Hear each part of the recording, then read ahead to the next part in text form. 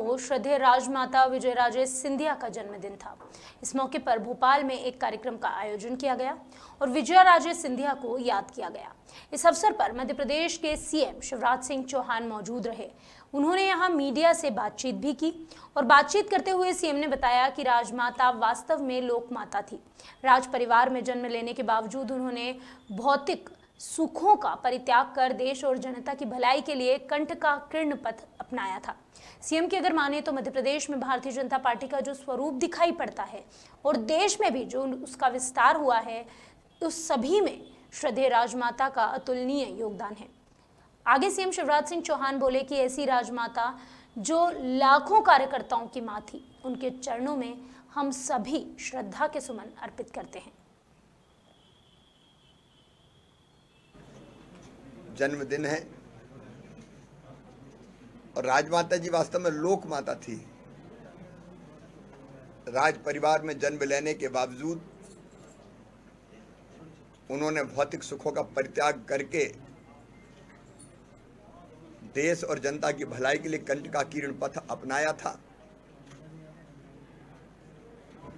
Bharatiya Janata party का आज जो स्वरूप मध्य प्रदेश में दिखाई पड़ता है या देश में भी जो विस्तार हुआ है,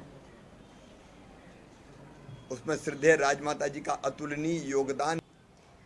बीजेपी के अगर पुराने कार्यकर्ताओं से बातचीत करो या स्मृतियों पर बातचीत करो तो वो बता सकते हैं कि किस तरह राजमाता ने उस समय, जब भारतीय जनता पार्टी के पास पैसा नहीं हुआ करता था या फंड्स नहीं हुआ करते थे, तो अपनी साड़ियों को तक वो भारतीय जनता पार्टी को दे दिया करती थी, जिसे बिछौना बनाकर बीजेपी के कार्यकर्ता उस पर भी बैठा करते थे।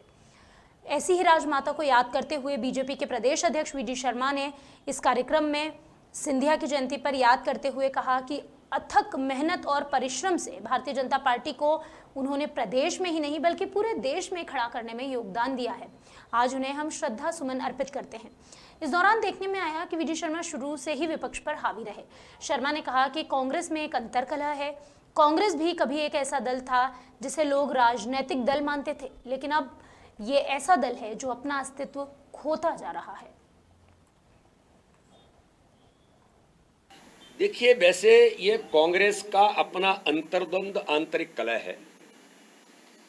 हम सकारात्मक राजनीति करते हैं, हमें इन बातों पर बहुत बोलने की जरूरत नहीं है, उनके अपने आंतरिक झगड़े हैं। लेकिन चूंकि लोकतंत्र में भारत के अंदर कांग्रेस भी एक ऐसा दल था जिसके बारे में ये लोग कहते थे कांग्रेस भी कोई राजनीतिक दल है, लेकिन आज स्थिति ये बनी है देश के अंदर और प्रदेश के अंदर कि कांग्रेस अब अपना अस्तित्व खो चुकी है। जिस प्रकार से G23, जिस प्रकार से कपिल सिब्बल, नटवर सिंह ने जो कहा इस देश के अंदर, वो कांग्रेस के वरिष्ठ नेता हैं। वो कहते हैं कांग्रेस में लोकतांत्रिक तरीके से बिना चुना हुआ नेता, समझ में नहीं आ रहा कि निर्णय कहां पर हो रहे हैं। ये कांग्रेस में बड़े प्रश्न